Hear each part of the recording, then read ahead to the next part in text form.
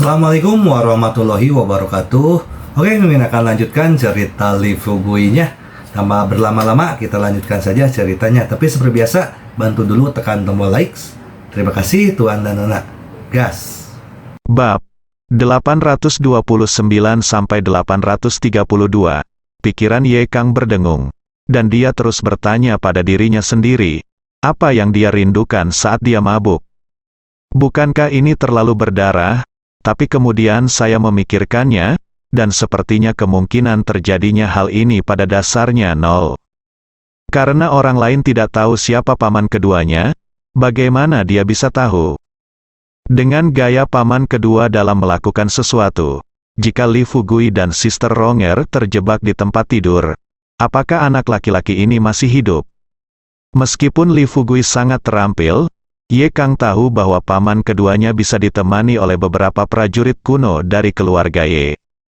Begitu orang-orang ini mengambil tindakan, dia yakin Li Fugui bahkan tidak akan memiliki kesempatan untuk melawan. Sambil memikirkan hal ini, Ye Kang terkekeh dan berkata, "Saudaraku, tolong jangan bercanda seperti itu denganku. Pertama-tama, kamu dan Sister Ronger tidak mungkin pergi tidur. Kedua, meskipun kamu pergi tidur, jika kamu benar-benar jatuh cinta dengan paman keduaku, jika kamu memblokirnya, kamu tidak akan bisa pergi hidup-hidup." Kata Ye Kang tidak setuju, namun matanya selalu tertuju pada mata Li Fugui.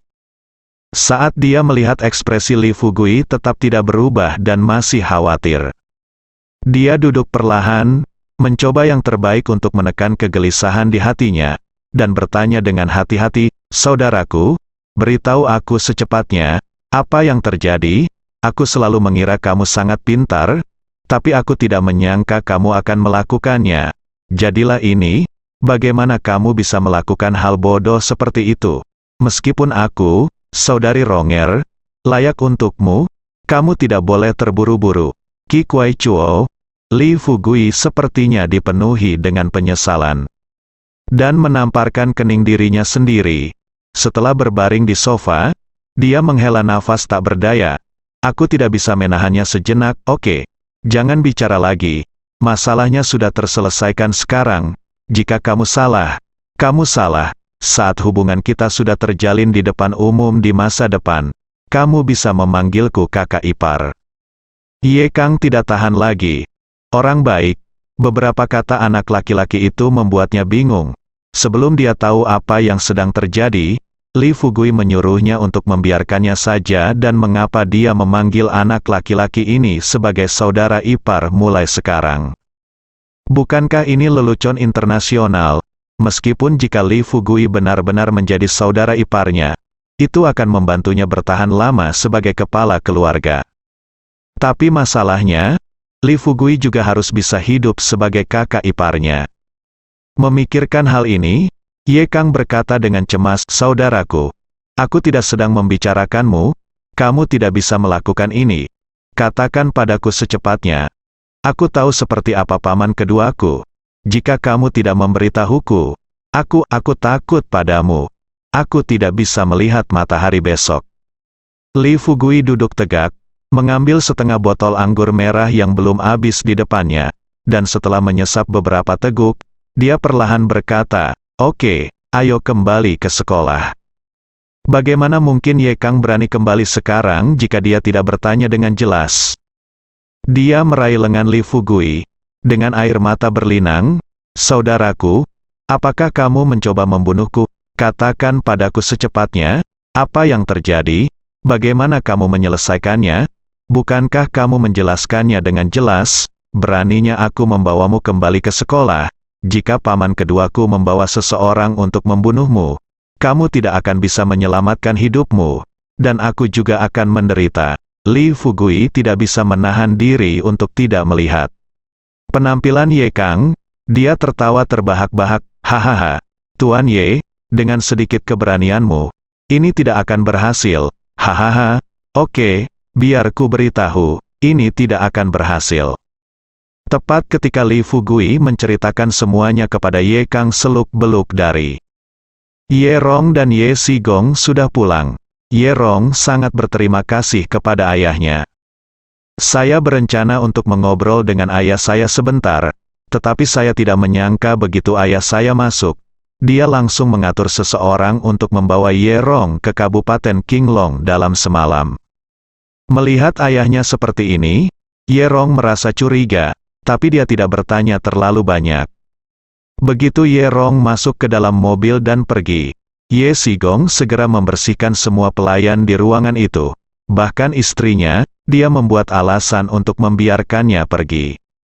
Hanya setelah dia ditinggalkan sendirian di kamar, Ye Sigong dengan hati-hati mengeluarkan cairan induk Black Spirit yang baru saja dia peroleh, meletakkannya di depan matanya, dan dengan lembut membuka tutup botolnya.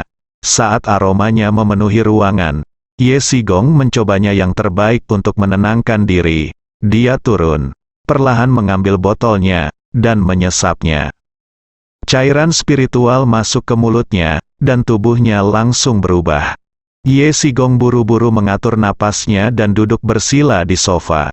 Namun, apa yang tidak dia duga bahkan jika dia dipukuli sampai mati adalah saat dia menyerap kekuatan spiritual kuat yang dibawa oleh cairan induk Black Spirit, seorang tamu tak diundang bergegas masuk ke dalam ruangan dengan kecepatan kilat. Begitu dia memasuki pintu, pria itu tertarik dengan bau unik di ruangan itu. Ye Sigong kaget ketika dia mendengar seseorang datang. Saat dia siap untuk menyingkirkan cairan induk Black Spirit, semuanya sudah terlambat.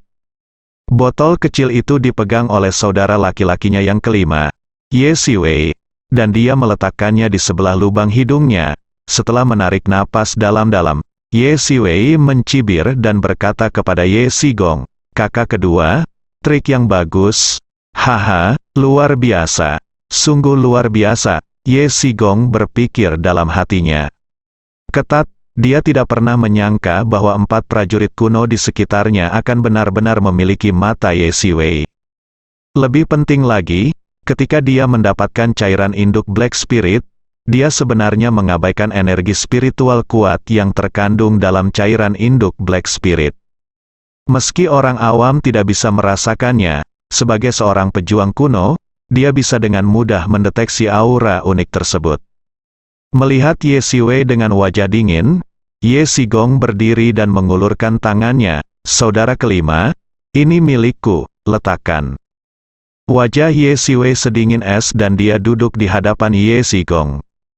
Sebagai putra kelima dari keluarga Ye Siwei memiliki tulang yang sangat bagus sejak ia masih kecil. Pada usia 18 tahun, ia melampaui orang biasa dan menjadi prajurit kuno pertama di antara anak-anak keluarga Ye. Namun setelah itu, ia menemui hambatan dalam budidayanya. Setelah bertahun-tahun, skillnya masih pada tahap pertama kali ia menerobos, tanpa adanya peningkatan. Oleh karena itu, Ye Siwei telah memikirkan satu-satunya harta di keluarganya, Black Spirit Mother Liquid, selama bertahun-tahun. Sangat disayangkan benda ini dianggap sebagai kehidupan oleh lelaki tua itu dan disembunyikan di ruang rahasia rumah tua itu. Hari ini, saya tiba-tiba mendengar dari seorang informan bahwa Ye Sigong mungkin telah memperoleh harta langka, dan kekuatan spiritual yang terkandung di dalamnya cukup bagi Ye Siwei untuk membuat terobosan lain. Setelah mengetahui berita tersebut, Ye Siwei segera menyelinap ke rumah saudara keduanya.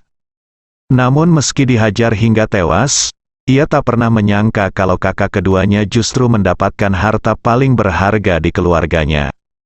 Sekarang mendengar saudara laki-laki kedua mengatakan bahwa benda ini adalah miliknya, Ye Siwei mencibir lagi dan lagi, menatap Ye Sigong dan berkata, "Saudara kedua, saya rasa saya tidak perlu memberitahu Anda benda apa ini. Di keluarga Ye kami, ini satu-satunya yang ayah kami gunakan. Setelah bertahun-tahun, aku tidak menyangka kamu akan mendapatkan sisanya." Hati Ye Sigong berada dalam kebingungan. Jika saudara laki-laki lain dalam keluarga datang, dia dapat menggunakan kekerasan untuk merebut botol harta karun ini. Tapi di depan Ye Siwei, Ye Sigong tahu bahwa dia bukan tandingannya. Tapi dia tidak bisa begitu saja melihat induk cairan Black Spirit dibawa pergi oleh saudara laki-lakinya yang kelima, bukan? Anda tahu, dia mendapatkan barang ini sebagai imbalan karena telah menyinggung keluarga Lu dan orang tua itu. Kakak kelima, apa yang kamu ingin aku katakan sebelum kamu mempercayainya? Aku benar-benar mendapatkan benda ini dari orang lain. Jika kamu tidak percaya,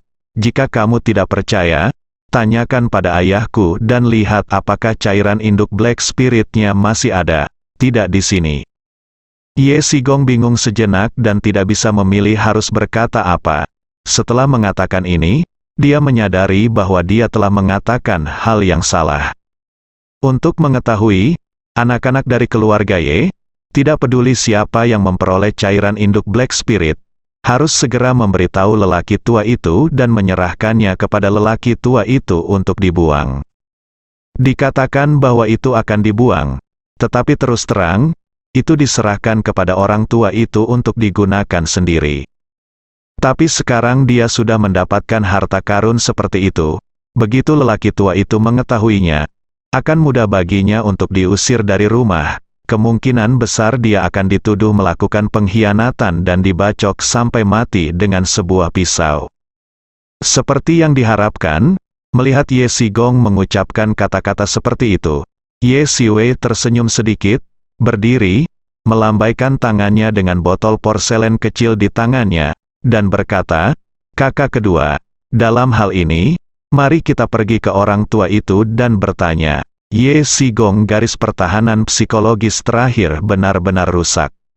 Dia buru-buru berdiri dan bergegas ke Ye Siwei sebelum dia bisa berdiri diam.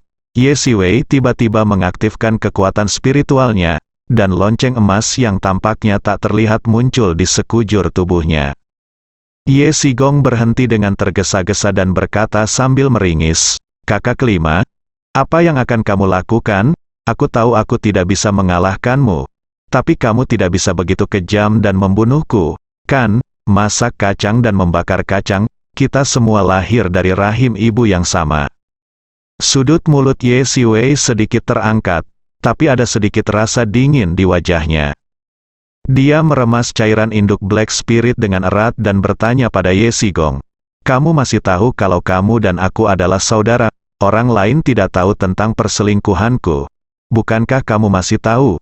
Saya pikir saat itu, jika kamu bisa mengatakan beberapa patah kata untukku di depan ayahku, meskipun ayahku tetap memperlakukanku seperti ini pada akhirnya, maka aku akan berterima kasih. Tetapi pada saat itu, apakah kamu sudah berbicara mewakiliku?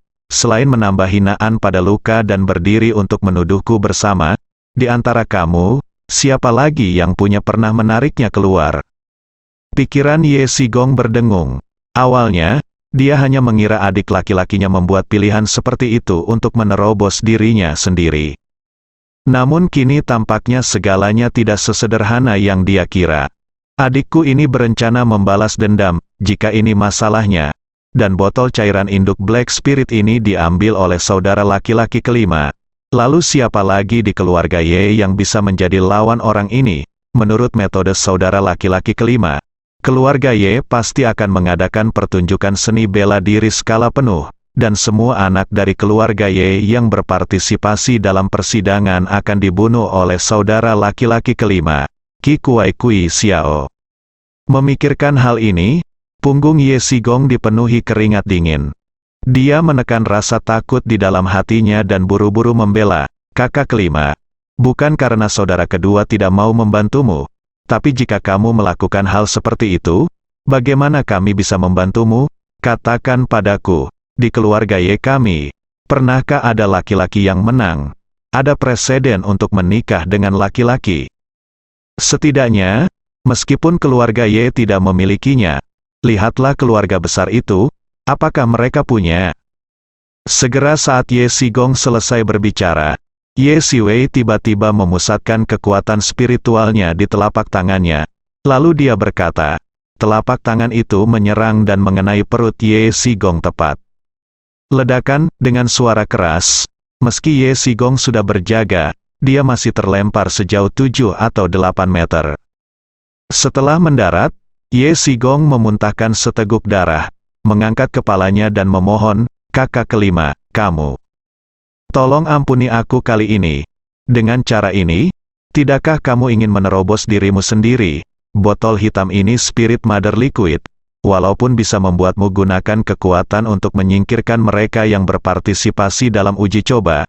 Tapi pernahkah kamu berpikir bahwa ayah kita juga memiliki benda ini? Dia tidak mengambil tindakan selama bertahun-tahun. Selain itu, untuk mencegah kecelakaan, dia juga melatih sekelompok prajurit kuno di ruang rahasia. Kamu. Dengan cara ini, selama kamu mengesampingkan kebencianmu untuk saat ini, aku dapat membantumu menemukan lebih banyak cairan induk Black Spirit. Itu dia. Untuk bertahan hidup, Ye Sigong hanya bisa menarik Li Fugui keluar dengan cepat. Dia tahu bahwa jika dia masih menyembunyikannya sekarang, dia mungkin akan langsung membunuhnya sebelum lelaki tua itu bisa membunuhnya. Ye Siwei memang tertarik, matanya melebar, dan dia bertanya dengan tidak percaya, bisakah kamu menemukan lebih banyak cairan induk Black Spirit? Ye Sigong berkata dengan percaya diri, ya, pasti bisa, dan aku tidak akan menyembunyikannya dari saudara kelimaku. Saya baru saja mendapatkan sebotol cairan induk Black Spirit hari ini. Ketika pihak lain memberi saya sebotol harta karun ini, saya dapat merasakan bahwa dia masih memiliki banyak harta langka di tangannya. Ye Siwei dengan cepat bertanya, di mana dia? Ye Sigong mengeluarkan ponselnya, memandang Ye Siwei dan berkata, saudara kelima, jika kamu percaya padaku, aku bisa meneleponnya sekarang. Senyum dingin muncul di sudut mulut Ye Siwei, dan dia berkata. Ye Sigong mengangguk dan berkata, oke, aku akan menunggu. Saat dia mengatakan ini, Ye Siwei meminum cairan induk Black Spirit di tangannya tanpa memikirkannya. Meskipun Ye Sigong merasa tertekan, dia tidak melakukan apapun saat menghadapi Ye Siwei. Kedua, dia mungkin juga tahu kenapa Ye Siwei meminum cairan induk Black Spirit dalam satu tegukan. Orang ini pasti khawatir ada seseorang yang lebih kuat darinya. Oleh karena itu, sebelum pihak lain datang, minumlah Black Spirit Mother Liquid terlebih dahulu untuk menambah kekuatan jika terjadi kejadian yang tidak terduga. Setelah Ye Siwei meminum cairan induknya, dia tiba-tiba merasakan sakit yang membakar di perutnya. Tepat ketika dia salah mengira bahwa ada obat yang ditambahkan ke dalamnya, rasa sakit khusus itu hilang seketika. Segera setelah itu, rasa mulas dengan cepat berubah menjadi arus hangat, menyebar ke seluruh tubuh. Ye Siwei memiliki dasar seorang prajurit kuno. Kekuatannya saat ini telah mencapai tahap akhir Dark Jin. Dia dapat mencapai tahap awal Ming Jin hanya dalam satu langkah. Berpikir bahwa hampir tidak ada prajurit kuno di tahap Ming Jin di kota Jiangnan. Jika dia mencapai tahap Ming Jin, lalu apa yang harus dia takuti? Jika kamu ingin bersama kekasihmu, siapa yang berani berdiri dan menghentikanmu? Sambil berpikir seperti ini, Ye Siwei berusaha setenang mungkin, membiarkan kehangatan di tubuhnya menyatu dengan kekuatan spiritualnya. Hati Ye Sigong ada di tenggorokannya. Saat ini, dia hanya berharap Li Fugui bisa menghubungi teleponnya secepatnya. Selama panggilannya tersambung, saya yakin dengan kecepatan orang ini, dia akan bisa segera sampai di sana. Pada saat yang sama, Li Fugui telah menambahkan bahan bakar ke dalam api dan menceritakan keseluruhan ceritanya kepada Ye Kang. Mata Ye Kang membelalak dan dia menatap Li Fugui dengan tidak percaya. Setelah sekian lama, dia bertanya dengan suara gemetar, saudaraku, jadi kamu benar-benar akan menjadi saudara iparku? Li Fugui tersenyum tipis dan berkata, lihat apa yang kamu katakan. Itu pasti. Bagaimana aku bisa berbohong kepadamu tentang hal sebesar itu? Ye Kang senang. Tapi di saat yang sama dia sedikit terhalang, harus panik. Kenapa dia, tuan muda yang bermartabat dari keluarga Ye, bisa bertahan sejauh ini dan sekarang lebih buruk dari bocah liar dari pedesaan ini? Baru beberapa hari sejak anak ini datang ke sisinya, dia pertama kali memberikan asis, memungkinkan dia dan ayahnya memasuki lingkaran inti keluarga Ye. Kini, setelah bertemu Ye Rong, mereka berdua langsung berbaring di tempat tidur. Menjilati bibirnya yang kering, Ye Kang menarik napas dalam-dalam dan bertanya dengan serius, jadi, Apakah kamu yakin Ye Sigong tidak akan melakukan apapun padamu? Li Fugui berkata dengan senyum percaya diri, aku yakin dan yakin. Ayo kita bicara tentang itu, paman kedua Anda akan mengandalkan Anda untuk menstabilkan statusnya di keluarga Ye di masa depan. Bagaimana dia bisa berbalik melawan saya begitu cepat? Pikiran Ye Kang masih kacau, tapi melihat ekspresi tenang Li Fugui, dia hanya bisa bersantai untuk saat ini. Saat itulah, ponsel Li Fugui tiba-tiba berdering. Li Fugui mengeluarkan ponselnya dan agak terkejut melihat nomor telepon yang baru saja dia tinggalkan. Saya pikir bahkan jika Ye Sigong datang mencarinya, itu hanya akan terjadi 3-5 hari kemudian. Tanpa diduga, hanya beberapa jam kemudian, Ye Sigong benar-benar menelepon. Penuh rasa ingin tahu, Li Fugui menjawab telepon. Sebelum dia dapat berbicara, Ye Sigong berkata dengan lemah di ujung telepon yang lain, adik, cepat datang ke rumahku, aku dalam masalah besar, hati Li. Fugui berhenti sejenak, meski dia sudah merencanakan semuanya. Namun ada beberapa hal yang tidak sebaik milik Tuhan.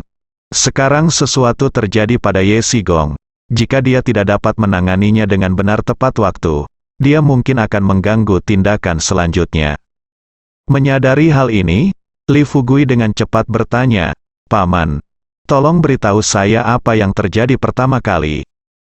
Ye Sigong memandang Ye Siwei yang duduk di depannya dan sedang melakukan latihan, dan dengan cepat menceritakan apa yang terjadi ketika dia meminum obat dan ditemukan oleh Ye Siwei. Mengatakan setelah selesai, dia secara khusus memberitahu Li Fugui bahwa Ye Siwei telah mengonsumsi sebotol penuh cairan induk Black Spirit. Setelah mengetahui berita tersebut, beberapa garis hitam muncul di dahi Li Fugui. Dia merenung sejenak dan kemudian berkata terus terang, tunggu sebentar, saya akan segera ke sini. Satu hal lagi, jangan bergerak sekarang, dan jangan membuat marah Ye Siwei. Jika dia menanyakan pertanyaan apapun, jawab saja dia dengan jujur. Ye Sigong setuju. Ketika suara itu datang, dia tidak bisa tidak bertanya, adik, dia mengambil cairan induk Black Spirit, kenapa kamu tidak datang ke sini sendirian? Maksud dari kata-kata Ye Sigong adalah jelas. Tidak ada keraguan bahwa dia mempertanyakan kekuatan Li Fugui. Li Fugui secara alami memahami arti kata-kata Ye Sigong. Dia tersenyum dengan tenang dan berkata, jangan khawatir, pasti tidak akan ada masalah. Setelah itu, Li Fugui langsung menutup telepon. Ye Kang jelas mendengar nama Ye Siwei saat panggilan tadi. Dia setengah membuka mulutnya dan bertanya dengan rasa ingin tahu, saudaraku, apa yang terjadi? Mungkinkah paman kedua saya berencana meminta paman kelima saya untuk berurusan dengan Anda, Li Fugui? Pergi tanpa terburu-buru, dia tahu bahwa setelah meminum satu botol penuh cairan induk Black Spirit, dengan fisiknya saat ini, dibutuhkan setidaknya setengah jam untuk mencerna semua kekuatan spiritual. Di seluruh kota Jiangnan, hampir tidak ada orang yang lebih kuat darinya sekarang. Oleh karena itu, jika lawan ingin mengintegrasikan kekuatan spiritual yang dibawa oleh Black Spirit Mother Liquid dengan kekuatan spiritualnya sendiri dalam waktu yang singkat, pasti akan membutuhkan waktu yang lebih lama. Hanya membutuhkan waktu setengah jam hingga 40 menit untuk pergi ke rumah Ye Sigong dari sini. Di waktu senggang, sepertinya saya perlu memahami secara menyeluruh situasi kelima putra keluarga Ye. Saat ini, dia pada dasarnya telah menjaga Ye Xiying dan Ye Sigong, dan Ye Sixiong tidak memiliki masalah sama sekali. Yang tersisa hanyalah Ye Sid dan Ye Siwei. Sekarang Ye Siwei sedang mencari masalah dengan Ye Sigong. Jika Anda tidak mengetahui apa kekuatan Ye Siwei dan apakah dia memiliki kelemahan, maka terburu-buru mungkin akan menyebabkan Anda kehilangan segalanya. Tuan Ye, tolong beritahu saya situasi spesifik paman kelima Anda terlebih dahulu. Ye Kang dapat mengetahui dari ekspresi gelisah Li Fugui bahwa panggilan telepon tadi jelas sangat penting bagi mereka. Pikirkan ini, Ye Kang berkata dengan serius kepada Li Fugui, saudaraku, Situasi paman kelima saya di keluarga Ye kita lebih rumit. Dia sepertinya telah membuat beberapa kesalahan saat itu, dan kemudian memilih untuk mengacau. Hei, itu tidak sepenuhnya kacau, kan? Biar ku beritahu, dia tidak peduli dengan urusan bisnis keluarga, tapi dia mengambil alih segalanya di masyarakat. Ye Kang berkata dengan sangat samar, tapi Li Fugui memiliki perasaan yang samar-samar bahwa dia ingin menyelesaikan masalah yang disebabkan oleh Ye Siwei. Untuk menyelesaikan masalahnya, kita harus mencari tahu kesalahan apa yang dia lakukan saat itu. Dengan penuh rasa ingin tahu, Li Fugui buru-buru bertanya, Tuan Ye, jangan hanya menyalahkan saya atas kesalahan yang Anda buat saat itu. Bisakah Anda memberitahu saya dengan serius kesalahan apa yang Anda buat? Kata Ye Kang dengan ekspresi pahit di wajahnya. Dia berkata tanpa daya, tidak banyak orang yang mengetahui situasi spesifiknya, tetapi ayahku mengetahuinya. Jadi, aku akan menelepon ayahku sekarang. Setelah mengatakan itu, Ye Kang mengeluarkan ponselnya dan menelepon ayahnya Ye Sixiong. Ayah, Fugui ada sesuatu yang sangat penting untuk ditanyakan kepadamu. Jadi kamu dapat berbicara dengannya secara langsung. Sebelum dia selesai berbicara, Ye Kang menyerahkan telepon kepada Li Fugui. Li Fugui memegang ponselnya dan tidak banyak bicara. Dia hanya menyapa singkat lalu langsung ke intinya. Paman, masalah ini sangat penting. Izinkan saya bertanya sekarang, kesalahan apa yang dilakukan saudara kelima Anda Ye Siwei? Lalu, Ye Sixiong khawatir. Tiba-tiba, semua kejadian masa lalu terlintas di benaknya. Setelah beberapa detik, Ye Sixiong berkata perlahan, Adik, sudah lama sekali. Kamu tiba-tiba menanyakan ini padaku. Apakah terjadi sesuatu? Meskipun Li Fugui tidak terburu-buru, dia juga tahu bahwa waktu semakin mendesak. Untuk bergegas sebelum Ye Sigong terbunuh, dia berkata dengan sungguh-sungguh, Paman, ini masalah hidup dan mati. Anda dapat menjawab apapun yang saya minta. Saya mendengar dari Ye Kang bahwa Ye Siwei melakukan kesalahan saat itu, dan saya pikir Anda tahu betapa besar kesalahan yang dia buat. Peristiwa beberapa hari terakhir ini seperti perjalanan roller coaster bagi Ye Sixiong. Dia hendak mengirim putranya ke posisi pewaris kepala keluarga, dan sekarang anak laki-laki ini mengatakan sesuatu tentang hidup dan mati kepadanya. 4 kata ini langsung membuat Ye Sixiong panik. Dia menenangkan diri sebanyak mungkin, dan kemudian menceritakan segalanya tentang Ye Siwei. Ternyata Ye Siwei, sebagai anak bungsu dari lelaki tua itu, sudah disayangi sejak kecil. Dan Ye Siwei juga cukup mengesankan. Dia telah menjadi seni sipil dan bela diri sejak dia masih kecil. Pada usia 18 tahun, dia berhasil menembus kelas yang diperoleh dan secara resmi menjadi satu-satunya prajurit kuno di antara anak-anak keluarga Ye-nya. Setelah itu, lelaki tua itu semakin gembira dan menunjukkan bahwa dia menyerahkan gelar kepala keluarga kepada Ye Siwei. Dan Ye Siwei memenuhi harapan. Dia menjadi salah satu dari sedikit master tahap awal Anjin di keluarga Ye pada usia 20. Pada usia 23 tahun, dia mencapai tahap akhir Anjin. Memikirkan beberapa tahun itu, pusat perhatian keluarga Ye pada dasarnya ditempati oleh Ye Siwei saja. Bagaimana mereka bisa ada hubungannya dengan saudara laki-laki mereka? Namun, perkembangan berbagai hal seringkali tidak terkendali. Sehari sebelum lelaki tua dari keluarga Ye akan mengumumkan bahwa Ye Siwei akan menjadi pewaris keluarga di depan semua orang di keluarga Ye, Ye Siwei membawa kembali seorang pria. Laki-laki itu mempunyai paras yang tampan, yang sering disebut orang cantik. Setelah tiba di depan semua orang di keluarga Ye, lelaki tua dari keluarga Ye sudah merasakan sesuatu melalui mata mereka. Seperti yang diharapkan, Ye Siwei kemudian menarik pria itu berlutut dan meminta izin ayahnya untuk menikah dengannya. Bisa dibayangkan hal semacam ini hanyalah sebuah aib dan hinaan yang besar bagi sebuah keluarga besar. Tuan Ye sangat marah hingga dia langsung muntah darah. Beberapa saudara mereka melancarkan serangan sengit terhadap Ye Siwei, melampiaskan semua ketidakpuasan mereka terhadap Ye Siwei selama bertahun-tahun. Ye Siwei dan pria itu benar-benar saling jatuh cinta. Keduanya berlutut di aula keluarga Ye sepanjang malam. Keesokan paginya, setelah lelaki tua keluarga Ye itu bangun, dia langsung membunuh seluruh pelayan dan satpam yang hadir tadi malam. Kemudian keempat bersaudara itu dipanggil dan persidangan terhadap Ye Siwei langsung diluncurkan. Bisa dibayangkan, akibatnya Ye Siwei menjadi tahanan rumah selama 3 tahun. Sedangkan pria yang hendak menikah dengan Ye Siwei langsung dikirim ke tempat lain untuk dieksekusi oleh seseorang yang diutus oleh lelaki tua itu. Hai keluarga. 3 tahun kemudian, Ye Siwei dibebaskan dan temperamennya berubah drastis. Biasanya, dia akan serius dengan kata-katanya dan tidak akan ikut campur dalam urusan bisnis keluarga.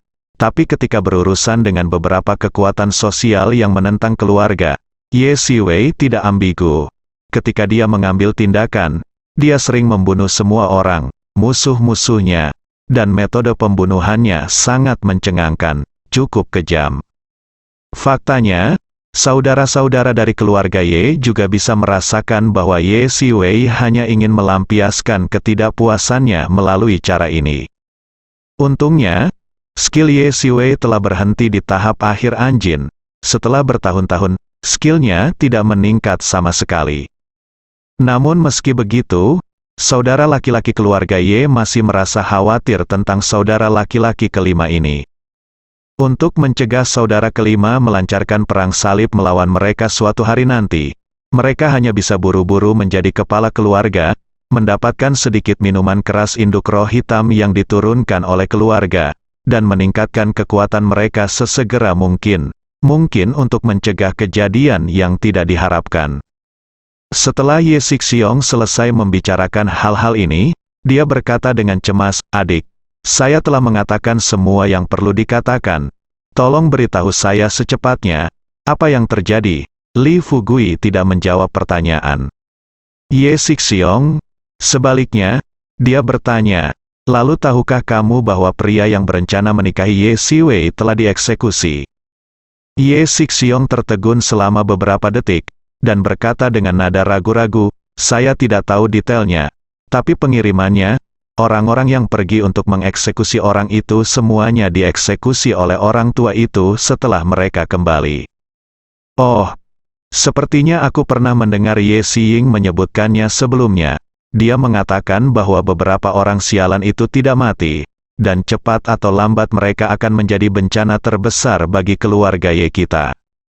Li Fugui perlahan-lahan melepaskan hatinya yang menggantung. Dengan senyum tipis di bibirnya, dia bertanya pada Ye Siwei, "Apakah kamu tahu siapa nama orang ini?" Ye Sixiong berkata tanpa berpikir, "Nama orang ini adalah Si Feng, tetapi tidak ada yang tahu di mana dia tinggal."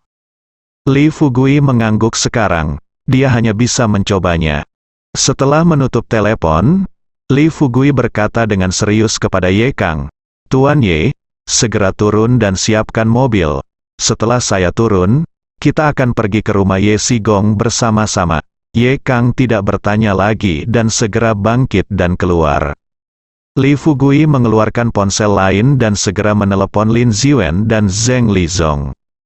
Meski kedua orang ini belum menjadi kepala keluarga Zheng Lin, namun status mereka di keluarga masing-masing hanya tinggal selangkah lagi dari kepala keluarga.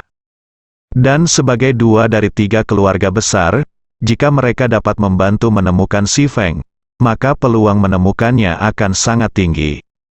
Tentu saja, premisnya adalah Si Feng masih hidup. Namun sebelum Li Fugui memanggil mereka berdua, dia juga menilai dari perilaku keluarga besar tersebut bahwa kemungkinan Si Feng masih hidup sangat tinggi. Pertama, meskipun lelaki tua dari keluarga Ye meminta orang untuk membunuh Si Feng, dia tidak membunuhnya di kota Jiangnan, tetapi membawanya ke tempat lain. Melakukan hal tersebut sudah memiliki makna yang mendalam. Mungkinkah di negeri sebesar kota Jiangnan, tidak ada tempat untuk menguburkan jenazah? Kedua, menurut Ye Sixiong, sebelum penurunan Ye Siwei, dia berada di urutan kedua setelah kepala keluarga Ye. Dengan status seperti itu, mungkinkah dia tidak memiliki mata-mata sendiri di keluarga Ye? Mari kita mundur selangkah. Apakah pengawal keluarga Ye 100% yakin bahwa setelah mereka membunuh Si Feng, Ye Siwei tidak akan membalas dendam pada mereka? Mempertimbangkan poin-poin ini, kemungkinan Si Feng bertahan hidup setidaknya 80%. Setelah menelepon, Li Fugui segera turun ke bawah. Begitu dia meninggalkan pintu bar, Ye Kang memarkir mobilnya di satu sisi. Ketika Li Fugui masuk ke dalam mobil, Ye Kang bertanya ragu-ragu, "Saudaraku, apakah tidak berbahaya bagi kita untuk pergi ke rumah paman kedua saya sekarang?" Melihat dahi Ye Kang dengan butiran keringat halus di wajahnya, Li Fugui tidak bisa menahan senyum dan berkata, "Jangan khawatir, tidak ada bahaya. Bukankah aku pergi ke sana bersamamu? Haha, ikuti aku dengan pikiran tenang. Setelah kita sampai di sana, mungkin kita masih bisa sampai di sana. Mulai sekarang, Ye Siwei akan dengan sepenuh hati mendukungmu untuk menjadi pewaris keluarga Ye." Ye Kang masih merasa ragu. Dia tahu betapa kuatnya paman kelimanya. Meskipun paman kelima bukanlah pemimpin tertinggi keluarga Ye, metodenya dapat membunuh beberapa prajurit kuno junior tanpa masalah. Terlebih lagi, dia bahkan bukan seorang prajurit kuno junior sekarang. Tapi jika dia tidak pergi, sepertinya dia terlalu pengecut. Berpikir seperti ini, Ye Kang mengertakkan gigi dan memutuskan untuk pergi dan melihat situasinya. Berbicara tentang Ye Sigong, setelah melakukan panggilan, dia meringkuk dengan tenang di sudut seperti yang dikatakan Li Fugui, tidak berani bersuara. Ketika 40 menit berlalu, Ye Siwei, yang sedang duduk bersila di tanah, tiba-tiba tertawa seperti orang gila. Kurang dari 1 menit kemudian, Ye Siwei tampak berhalusinasi dan menangis di udara. Ye Sigong benar-benar panik, dan jantungnya tiba-tiba naik ke tenggorokan. Bagaimana dia tahu bahwa meskipun cairan induk Black Spirit dapat membersihkan alas bedak dan meningkatkan kekuatan, namun memiliki efek samping yang serius. Ketika Li Fugui memberi seseorang Healing Mother Liquid lagi, dia dengan santai akan memberitahu dia dosisnya. Selain itu, meskipun hal semacam ini tidak disebutkan, siapapun yang mengetahui cairan induk Black Spirit harus mengetahui kemanjuran benda ini. Tidak apa-apa menyimpannya di rumah dan meminumnya perlahan, tapi seperti Ye Siwei, dia bisa melakukannya banyak sekaligus. Ya, dia mungkin satu-satunya di dunia. Tentu, mengambil cara ini pasti ada manfaatnya. Dalam waktu singkat kekuatan Anda sendiri akan dengan cepat membuat lompatan kualitatif. Namun semuanya memiliki pro dan kontra. Seiring dengan peningkatan kekuatan, kondisi mental seseorang juga akan terpengaruh oleh obat-obatan dalam waktu singkat. Ambil contoh Ye Siwei, menerobos tahap akhir Dark Jin dan mencapai tahap awal Ming Jin adalah sesuatu yang akan membuatnya bahagia. Itu sebabnya dia tertawa terbahak-bahak setelah terobosan. Namun dalam waktu kurang dari 1 menit, akibat rangsangan obat tersebut, ia kembali teringat akan kesedihan masa lalu. "Si Feng, kamu di mana? Tolong cepat kembali." Ye Siwei mengulurkan tangannya, meraba-raba secara acak, dan berkata dengan air mata mengalir di wajahnya. Bulu kuduk Ye Sigong berdiri. Alisnya berkerut, wajahnya penuh kepanikan. Tepat ketika dia hendak mengeluarkan ponselnya dan mendesak Li Fugui untuk datang dan membantunya lagi, tanpa diduga, Ye Siwei justru mengarahkan pandangannya pada Ye Sigong di pojok. Dia menyeka air matanya dan berjalan menuju Ye Sigong yang tampak sangat gembira. "Si Feng, itu kamu, bukan? Aku sangat merindukanmu. Bukankah kamu merindukanku? Cepat kemari." Bersambung.